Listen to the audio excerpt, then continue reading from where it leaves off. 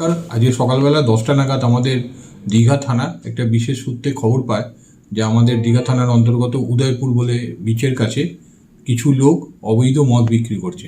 সেই খবরটা পাওয়ার সঙ্গে সঙ্গে আমাদের ওখানকার যিনি ডিএসপি ডিএনটি আছেন উনি আমাদের এসপি স্যারকে জানান এবং ওনার নির্দেশ মতো আমাদের একটা টিম ওখানে রেড কন্ডাক্ট করে।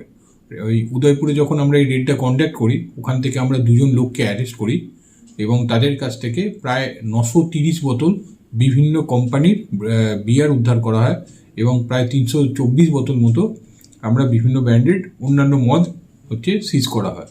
পরবর্তীকালে এই দুজনকে আমরা থানায় নিয়ে আসি। এই দুজনের মধ্যে একজনকে নাম হরেকৃষ্ণ বেরা এবং অন্যজন হচ্ছে প্রদীপ পট্টনায়ক। এরা দুজনেই আমাদের পার্শ্ববর্তী উড়িষ্যার তালসারি মেরিন কোস্টাল থানার অন্তর্গত বাসিন্দা এবং আমরা এটার বিশেষে একটা কেস স্টার্ট করেছি দীঘা থানাতে বেঙ্গল এক্সাইজ অ্যাক্ট অনুযায়ী এবং আমরা এই কেসের পরবর্তীকালে যা যা প্রসিডিওর আছে এসওপি ফলো করে সেগুলো কন্টিনিউ করব এবং এই জাতীয় কাজ আমাদের জেলা পুলিশ কন্টিনিউ করবে, কারণ আমাদের কাছে খবর আছে বিভিন্ন জায়গাতে, বিশেষ করে আমাদের এই ফেস্টিভ টাইমে দীঘা এবং তার পার্শ্ববর্তী যেগুলো আমাদের ট্যুরিস্ট প্লেস আছে সেখানে বহু এরকম ইলিগাল অ্যাক্টিভিটি করবার জন্য কিছু লোক জড়ো করেছে। যখনই আমরা যেরকম খবর পাচ্ছি আমরা ডিস্ট্রিক্ট পুলিশ থেকে সেটার অ্যাকশন নিচ্ছি।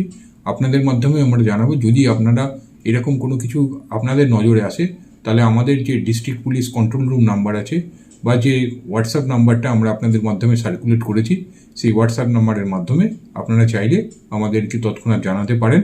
যেটা দীঘার প্রত্যেকটা জায়গাতে আমরা নাম্বারটাকে সার্কুলেট করেছি, সেইটার মাধ্যমে আপনারা জানালে আমরা দৈনন্দিন অ্যাকশন নেব।